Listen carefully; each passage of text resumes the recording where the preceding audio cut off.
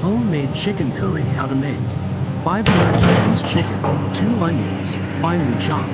2 tomatoes, chopped, 6 to 8 garlic cloves, crushed, 2 to 3 green chilies, sliced, 1 sprig curry leaves, 1 teaspoon mustard seeds, 2 teaspoons curry masala powder, 1/2 teaspoon turmeric powder, optional, 1 teaspoon chili powder, optional, for extra spice, salt to taste, 2 to 3 tablespoons oil, 1 minus 1 and a half cups water.